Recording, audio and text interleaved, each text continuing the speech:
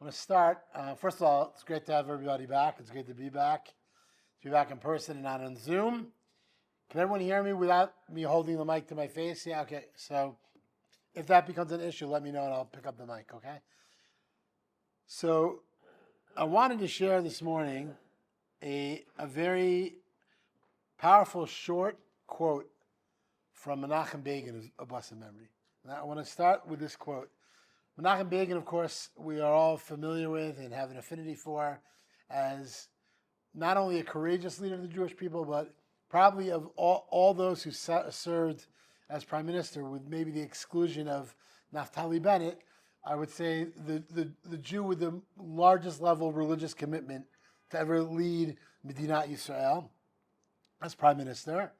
And Menachem Begin is also famous, among his many accomplishments, for being the prime minister who halted the operation of El Al flights on Shabbat and Yom Tov. And the famous debates in the Knesset, which led to that decision, Menachem Begin gave one of his most impassioned speeches he gave a lot of impassioned speeches that we're all very familiar with. And I just want to share with you one very powerful snippet from that speech that Menachem Begin gave in terms of arguing for the sanctity of Shabbos. And these are his words in translation. It is not necessary to be an observant Jew to appreciate the full historic and sacred aura that enshrines this perfect gift called Shabbat. Its prohibitions are not arbitrary. They provide insulation against corrosive everydayness. They build fences against invasions by the profane, and they enrich the soul by creating a space for sacred time.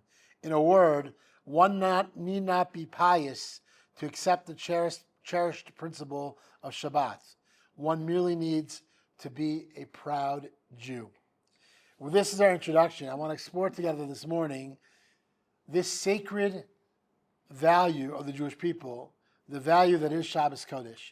What are some of the philosophical underpinnings and foundations of the entire concept of Shabbat Kodesh? So with that as an introduction, we will now jump right into our source sheets. If you take a look at source number 1, we're all familiar from the first set of the Aseret Dibrot. Zachor Yom HaShabbat l'Kadsho, remember the Sabbath day and sanctify it. 6 days shall you work and complete all your productive activity. V'yom ha'ashi Shabbat l'Hashem lokecha, and on the 7th day shall be a Sabbath unto Hashem. Lo ta'asecho melacha, you should do no productive activity on those days of the Sabbath, on the Sabbath day. You and your children, your servants, anyone in your household should refrain from doing any malacha, any productive activity on Shabbat. That's the verse that we're all familiar with in the Aseret Dibros. Okay?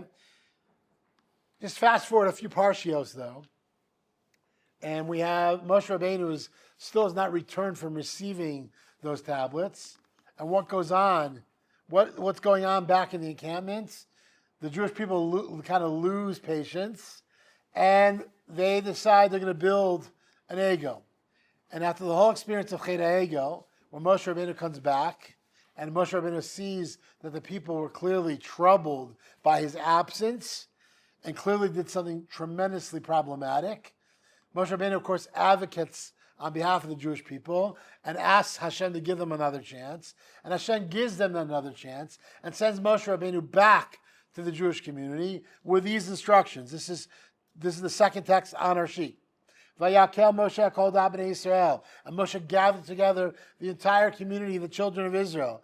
Vayomer aliyam, and he said to them, Eila dvarim asher tziva Hashem la'asot otam. These are the things that Hashem has instructed us that we need to do. Sheshet yamin te'aseh melacha, uvayom ha'ashi yeh lechem kodesh Shabbat Shabbaton la'Hashem kol ha'osa v'melacha yumat. Okay, again, 6 days you shall work. On the 7th day should be a sacred day, a Sabbath unto Hashem. No one should do any malacha. Anyone who does malacha on the Sabbath day should be put to death. And then, lo tevaru eish b'chol moshvotechem b'yom HaShabbat. You should kindle no flames in any of your dwelling places on the Sabbath day. So there was a book written in the 1980s by Rabbi Aryeh Kaplan, Zichron Livracha. Many of you probably know that name. Yes. Some funny in those two quotes that I was interested in. The first one, it says Shabbat Lashem Elokecha. The second one, it says Yom Yelachem Shabbat. Yeah, but it also says Shabbat. Okay, Yelachem Kodesh Shabbat Shabbaton Lashem. No, but it says what's the hemshech of the pasuk? Okay, Yelachem Kodesh Shabbat Shabbaton Lashem. It also includes Hashem there also. Okay, so there was a book that was written in the 1980s by Rabbi Aryeh Kaplan of blessed memory. Okay, not Shabbat Day of Eternity. The book was called "If You Were God." Okay, and if you were God, Rabbi Aryeh Kaplan lays out some fundamental questions about creation of the world and the continuation of humanity. It says, if you were God, what would you do in scenario A, B, and C? Right. So I'm gonna ask that same question. If you were God, and the Jewish people had just transgressed by building a golden calf, okay? Immediately after they heard your proverbial voice express the words, "You shall have no other God before me," okay? And then Moshe convinces you as God to give the Jewish people another chance, okay? And to bring them close once again. And if you were God, if you were to give Moshe an instruction in terms of what law he should do chazarah with them, what law he should review with them, what law would you have said? I am the Lord your God. You shall have no other gods before me. But that's not what the Torah tells us happened. What happened? Hashem tells Moshe, gather the Jewish people, and what do you need to review with them? Shabbos. First Shabbos, and then specifically, exactly, the added wrinkle, don't kindle any flames in any of your dwelling places on the Sabbath day. So, obviously, we have to ask the question, why? Why at that important moment, that important juncture in Jewish history, when Hashem is giving the Jewish people that proverbial second chance after an incredible communal transgression of basically the entire community being involved in Avodah Zarah? Why not reiterate the laws of what? The prohibition of Avodah Zarah. Why specifically Shabbos? What is so important about Shabbat Kodesh to the Jewish psyche, to the Jewish way of life, that at that seminal moment, Kadosh Baruch Hu chooses not to review the laws of idolatry, but the laws of Shabbos Kodesh? Okay, we're going to come back to that question. The second question I'm going to ask, which is what Rivka brought our attention to, and that is, why specifically kindle no flames on Shabbos? There's so many malachot, so many different activities that are prohibited on Shabbos. Why specifically, lo tivaru eish b'chol moshotecha b'yom Shabbat? You shall kindle no flames on Shabbos. What's the significance of that specific detail? Okay, we're going to come back to those questions. This is not the first time that we've learned together. I think come out everybody in this room. So we know that we start with the questions, and hopefully we weave a tapestry that'll help us answer all those questions as we go. Okay, so now the last text on the first side of our sheet. Okay, this is the Gemara, famous Gemara on Shabbos. Amar Rabbi Yochanan Mishum Rabbi Shimon Bar Yochai Yomale Mishamri Misol Shtei Shabbatot Kehilchatan Miyad Niga'alim. If only the Jewish people would fully keep two Shabbatot, they would immediately be redeemed. So there's so many questions that have been asked on this Gemara. What does it mean that they would only keep two Shabbatot? We talk about two specific Shabbatot. We talk about any two random Shabbatot. Are we talking about majority rules? Like we have a Imsak Halacha, we have this Acharei Rabin Lahatos. Okay, does it mean if the majority of the Jewish people keep Shabbos, does it mean that every single Jew? Okay, so what does it mean that if only the Jewish people would fully keep two Shabbatot, they will immediately experience redemption? So to begin to answer some of these questions, again, this course that I give is called Modern Masters, where we typically learn from 20th and 21st century masters of Jewish thought.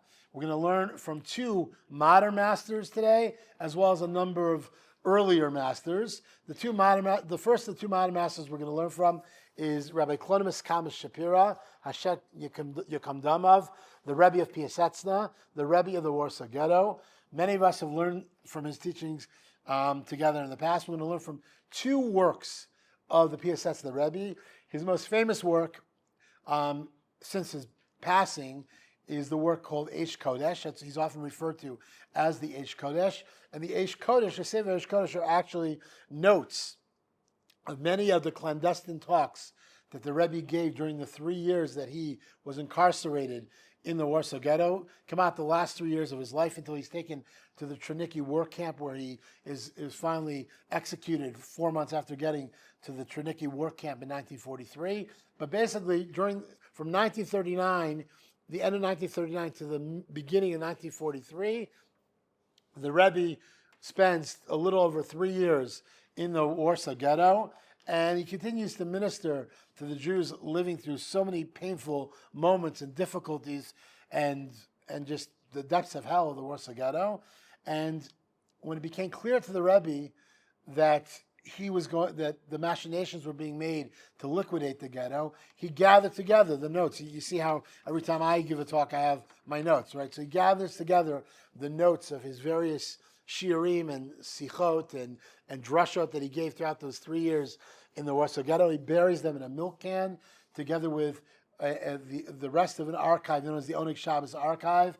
They're buried underneath a wall in the area that was the Warsaw Ghetto. And 8 years later, they're miraculously found. That's a story for another time. And so that work was published posthumously and called Eish Kodesh, which means a sacred flame, a sacred fire. So he's most famous for that work, although in his lifetime, the one work that was published in his lifetime, which we're also going to learn from together today, he was famed for a work known as Chovat HaTalmidim. Even though he was, of course, an Admor Hasidi, a very, very renowned and sought after Hasidic master and master of wonders and a miracle worker, he was also a renowned educator.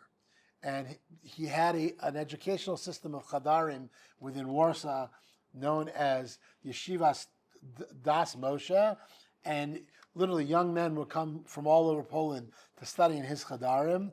And he wrote a sefer called Chovas HaTalmidim, which was basically meant for the bar mitzvah age Talmud who was, progressing in his educational system. And it's a spiritual handbook, a spiritual guide for growth in Ruchnius, in spirituality, and in Chassidut, in relation to Chassidut and Kabbalah.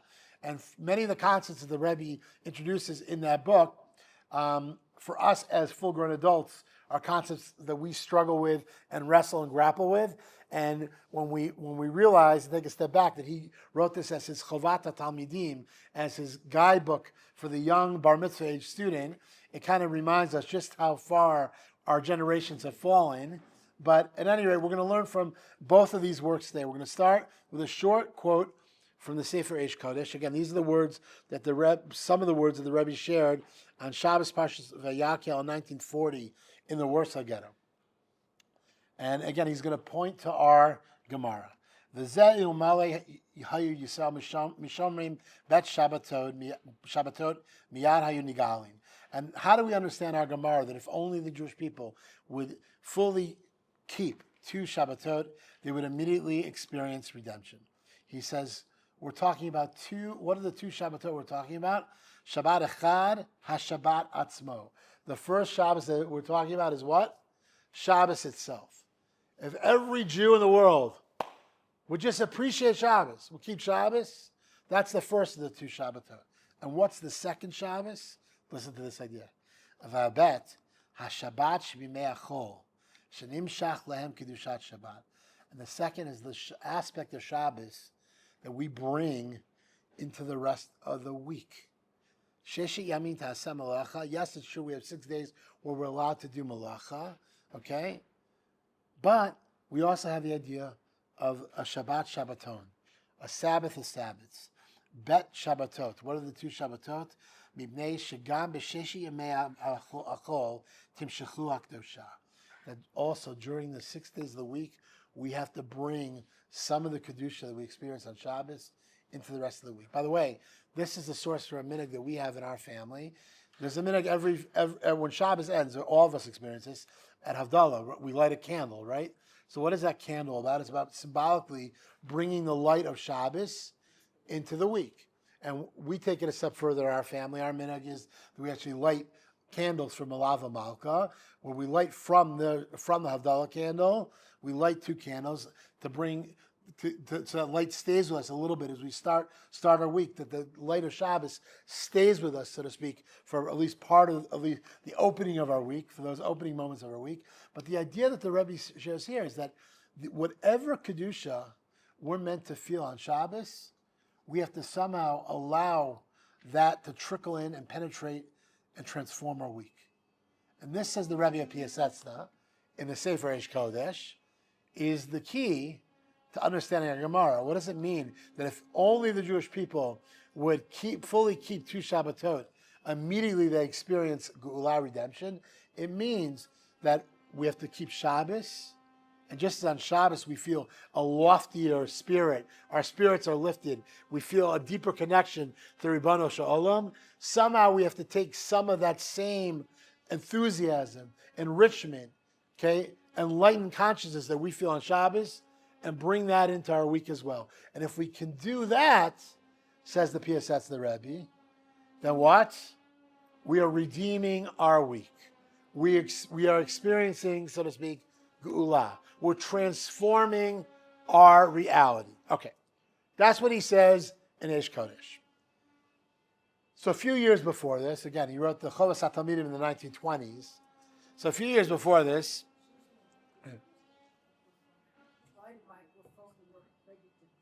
is that better? Okay. I started and asked, do I need this? And everyone said they could hear me, but okay. That was before the drilling, okay. So now we're going to learn from the Rebbe a few years earlier. Okay? This is what the Rebbe says in the Chovas HaTalmidim, his handbook for students. V'ashar zeh remez ilmali mishamrim Yisrael bet Shabbatot k'ilchatan miyad hen nigalin. Okay? Im lo, listen to the Rebbe's words. Im lo hargashat b'mei achol kedusha min ha-Shabbat shavra ki me'ata hayta shamor od Shabbat k'ilchato v'od kedusha titosef lecha b'mei achol. He says, Hashem gives us a recipe as Jews in terms of how we bring kedusha into the week, how we bring kedusha into every day. What does Hashem give us? He gives us Shabbos, okay, which precedes the following week. And every Shabbos we get that spiritual shot in the arm. Okay, we get an injection of kedusha. Hopefully, if we do Shabbos right. Okay, if Shabbos is not just 25 hours of hibernation and shutting out the rest of the world, but if we experience Shabbos as an opportunity of spiritual upliftment and fulfillment, and feeling close to Ribono Shel Olam and feeling close to one another, which we're going to get to in a few moments. Okay, if we experience Shabbos like it's meant to be experienced, then that enthusiasm, that spiritual uplift, that shot in the arm that we receive, should really continue to stay with us, says the Rebbe. It should be natural that it stays with us throughout the subsequent days of the week. But the Rebbe asks, what happens if for some reason I don't feel that during the rest of the week? I have a good Shabbos, okay? We have a Geshmach Shabbos, we sing Zmiros, we have Gecholent, and then comes Monday, and all that spiritual energy, excitement that I felt is out the window. So the Rebbe says, no, the fact that Shabbos repeats itself week after week after week gives us the opportunity, what? If at first you don't succeed, try again. Hashem gives us the gift of Shabbos Kodesh. Shabbos Kodesh is the Mayan, is the wellspring. There's a emotional, spiritual wellspring, okay, to bring that closeness to Hashem into our lives. And if we get that infusion every single week with Shabbos Kodesh. So if 1 week, we'll take questions at the end. If 1 week, so even when you say the Hayom Yom, it's okay, we'll take comments and questions at the end, please. Okay, if 1 week we don't feel that enthusiasm for whatever reason, the Rebbe says, don't be discouraged, don't give up, because why? Because in just a few days you're going to have Shabbos again, and you have the opportunity to get that it's the booster shot, right? To get your spiritual booster. Okay, so says the Chovas HaTalmidim, says the Eish Kodesh, the two Shabbatot that our Gemara is talking about is what?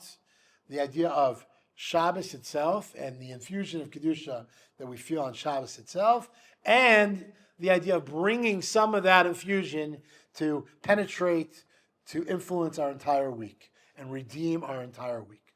That's how the Piasatz of the Rebbe learns the Gemara. Okay, so now we're going to take a step back a few generations. We're going to go back in time. We're going to learn from a few earlier Hasidic masters and masters of Jewish thought, and then we'll close with one last modern master to bring this all together. And that last modern master is not on your sheets, but I'll read it. Don't worry, okay? So first we're going to go back in time to the Bat Ayin. The Bat Ayin, Rabbi Avram Dov Ber of Rich, Zecher Tzak V'Kadosh Livracha Zchusa Yagin Aleinu. Okay, the Bat Ayin made Aliyah to Eretz Israel in 1825 from Poland. He settled in Tzfat. He's buried there in Tzfat. He spent his last 10 years of his life in Tzfat. And he becomes a very, very important personality in the religious life, in the religious community in Tzfat in the 19th century, 1800s. His Beit Knesset, by the way, you can still visit in Tzfat, in the old city in Tzfat. It's still in use, his Beit Knesset. There's a very powerful story connected to the famous Tzfat earthquake in the 19th century, that the day the earthquake was about to happen, the Rebbe of Avrich got up in front of his shul and told everyone to gather around the Aron Kodesh because something is going to happen. And they gathered around the Rebbe, literally leaning against the Aron Kodesh, and the rest of the walls of the shul tumbled in the earthquake, and the wall with the Aron Kodesh still stands today, is still standing. And that shul has now been restored, but there's a plaque which, anytime you visit it in Tzfat, tells that story of the Bat Ayin having that prophetic vision and saving the Jewish community, those that were davening together with him, from the walls falling during the earthquake in Tzfat. Okay, so the Bat Ayin has a different interpretation of our Gemara. This is the third text on the second side of our sheets. Ulezeh Ramos Chazal. This is what our Chazal are alluding to. Ilmale Shamru Yisrael Shtei Shabbatot K'ra'oi Miyad Nigalin. If only the Jewish people would fully observe two Shabbatot as were meant to, we would immediately be redeemed. Perush. What does it mean? What are the two Shabbatot? What does that mean? That expression? Bichinat Shabbat b'machshava. Okay, that is the idea of Shabbat in thought, or Bichinat Shabbat b'dibur, and the idea of Shabbat in our speech. Okay, Sheyeh b'kedusha v'tahara k'ra'oi, and that is that just as Shabbos is a day of kedusha and tahara, okay, what are the two aspects of Shabbos that we're meant to bring forth from the experience of Shabbos Kodesh and bring into every day of our lives, every moment of our lives? What are the aspects of Kedusha that we should feel on Shabbos that are meant to carry over, okay, and trickle down into every aspect of our life? It's that our thoughts should be holy and pure, and that our speech should be holy and pure. On Shabbos, okay, when we shut out the rest of the world, I think all of us do a much better job in terms of focusing on Torah and on tefillah and on singing together as a family and as a community. All those things happen on Shabbos in a much more profound and powerful way and vivid way than they do during the rest of the week. Okay? And certainly when we're sitting around the Shabbos table and we're conversing, we're sharing Torah with one another, we're being kind to one another. Okay? The way we use the Koach HaDibur, our speech, on Shabbos, okay, I imagine for probably come out all of us, is considerably different than how we might use the Koach HaDibur during the rest of the week. So says the Rabbi of Avrich, what does it mean if only the Jewish people would keep two Shabbatot, they would experience redemption? Says the Rabbi of Avrich, if only the Jewish people would take from Shabbos this idea of having holy and pure thoughts at all times, of ridding our minds of all impure and inappropriate thoughts, and also elevating our speech, of taking from Shabbos Kodesh the idea of appropriate speech, of using the gift of speech to say kind things, to share Torah, to inspire one another. If only we could do that, then miyad nigal yu nigalin, we'd be worthy to be redeemed. V'nechnasim lebchinat kedusha, and to experience complete kedusha. Ken yehi ratzon, amen. And may it be Hashem's will, amen, says the Rabbi of Rich. What a beautiful, beautiful, short teaching from the Batayim. The idea that Shabbos, similar to what the Rebbe of Piasetha said, the idea that Shabbos becomes the wellspring from which we can transform every moment of our lives.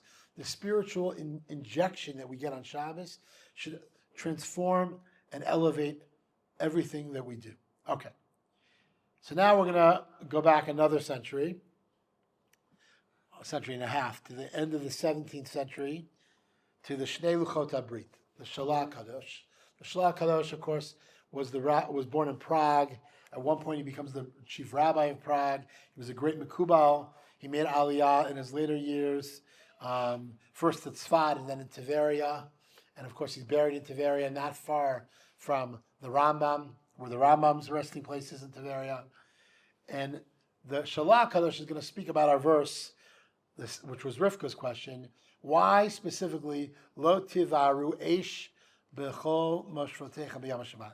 And listen to what he says here, because it's very interesting. Lo tivaru eish b'chol moshvotecha b'yom Shabbat. You shall kindle no flames in any of your dwelling places on the day of Shabbat. Romez le'eish hamachloket ve'eish hakaas.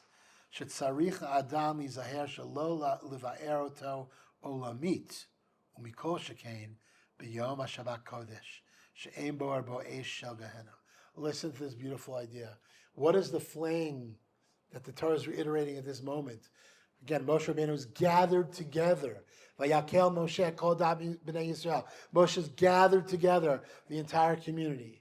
And then he instructs them to keep Shabbos. And the example of keeping Shabbos is Lo tivaru eish b'chol moshvoteichem. So says the Shalah Kadosh.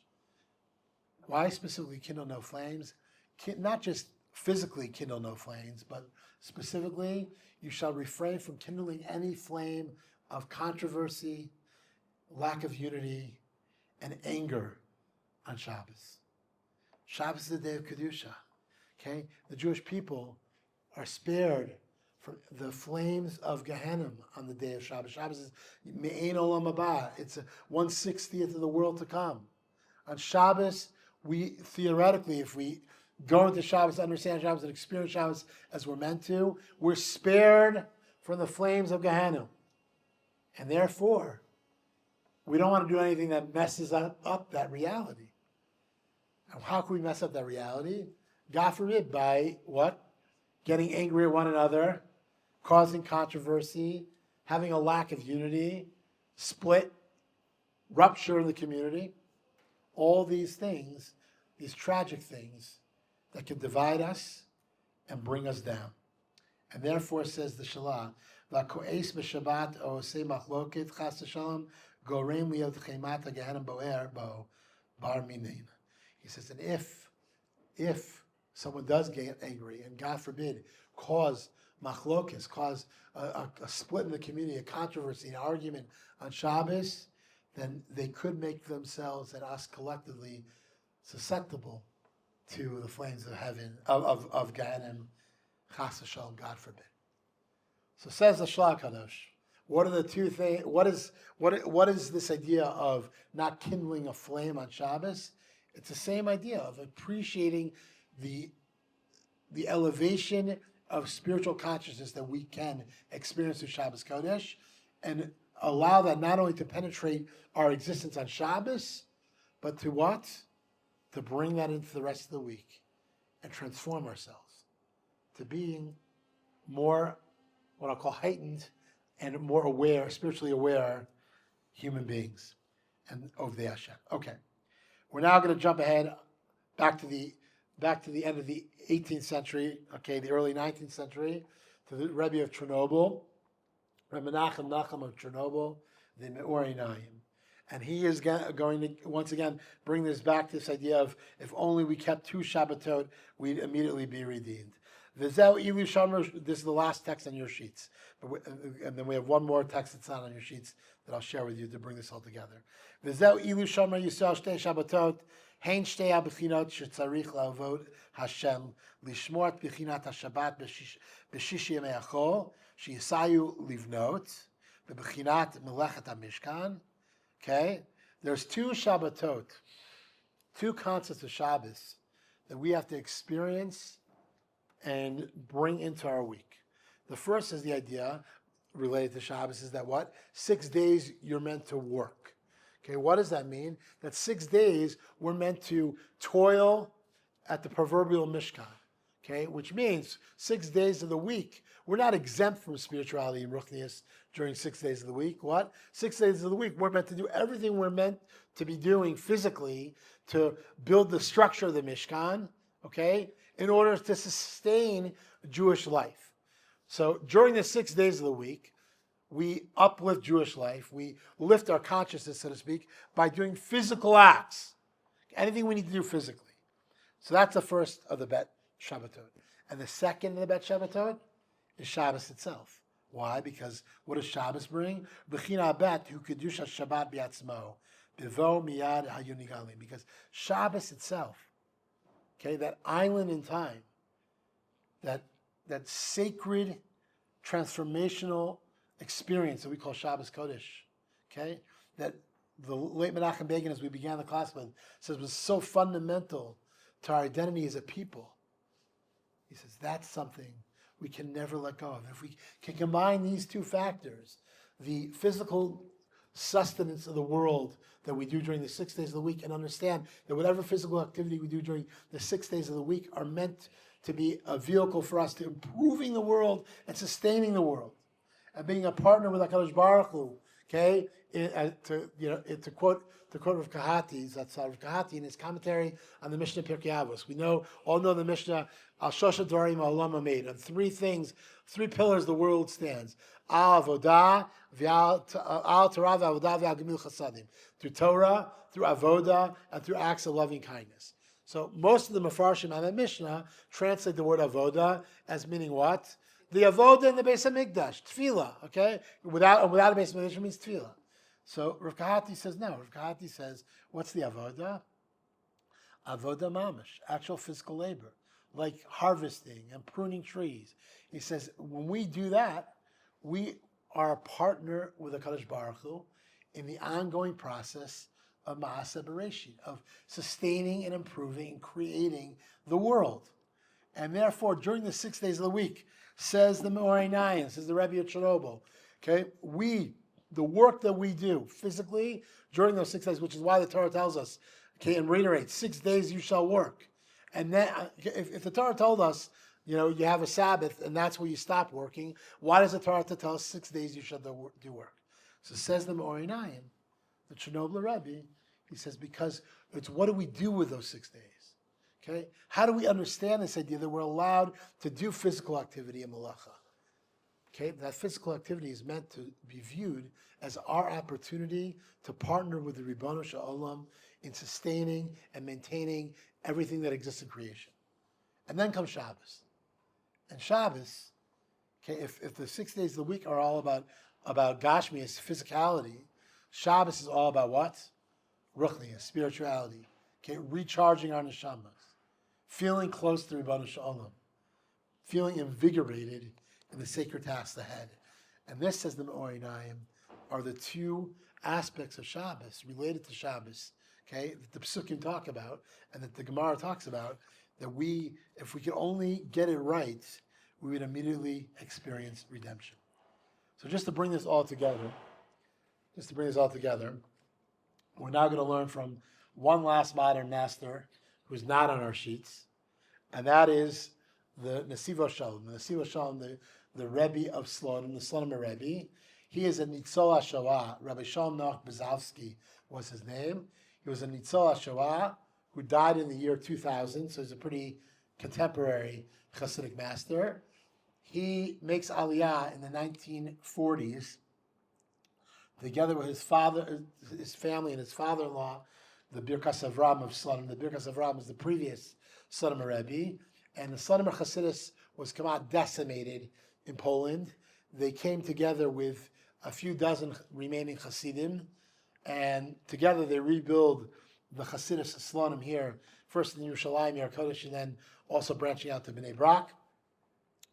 And when the Nesiva Shalom Lebriut, when the Nesiva Shalom first comes on Aliyah, he comes to serve as the Rosh Yeshiva of the Slonimer Yeshiva, which today has thousands of students, and he was the Rosh Yeshiva who built up that institution. And in 1981, upon the passing of his father-in-law, the Birkas Avram, he becomes the Rebbe of Slonim. He is perhaps of the contemporary modern Hasidic masters one of the most well-known and beloved. His Sfarim, the Nesiva Shalom, can be found, come out in every Beit Midrash, every synagogue. We have them here in this synagogue, both here and downstairs as well.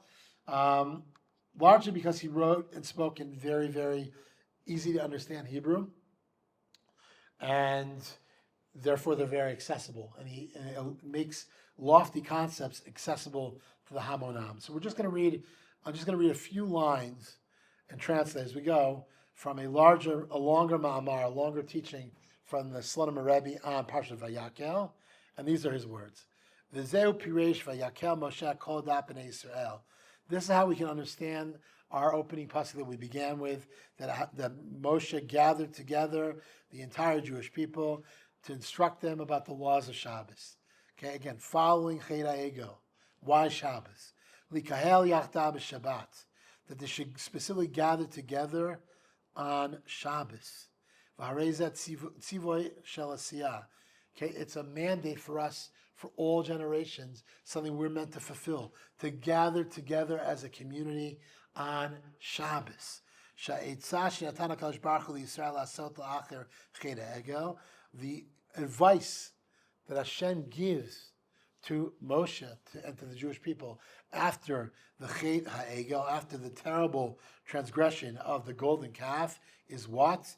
Hi vayakel Moshe kol dat bnei Yisrael. It's the instruction to Moshe to gather together the entire community as one. That they should gather together on Shabbos as one heart, one person with one heart. And this achdut is what will sustain the Jewish people in all circumstances. And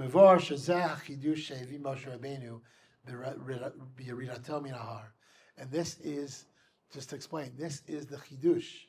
This is the unique, important idea that Moshe Rabbeinu brings and shares with the Jewish people when he comes down from the mountain. Okay? Vayakel Moshe. He gathers them all together as one. Shebeisar lahem ki hakadosh baruch hu nipayes im Yisrael hagodim yachad. That Hashem will always have compassion and forgive and sustain the Jewish people when we are united as one. Shabbos is what reminds us of the fundamental yesod of achdus. What sustains the Jewish people? What protects the Jewish people? The idea of being united together, of a shared destiny, of a shared sense of purpose, of a shared concern for one another, coming together as one. And therefore, just to bring this all together, okay, Shabbos is indeed a day of a spiritual recharge, and it's an opportunity for us to get that booster shot and bring that energy and that closeness that we feel with Hashem to the rest of the week. But perhaps more importantly, says the Slonimer Rebbe in this last few lines that we just learned together now, in addition to that closeness we feel with the Ribono Shalom that we're meant to feel on Shabbos, that has to carry over to the rest of the week. What's more important or equally important, the closeness we're meant to feel with one another and towards one another, that we can sometimes feel on Shabbos when we're sitting and having, that Yerushalmi kugel with a nice pickle at the Kiddush after davening.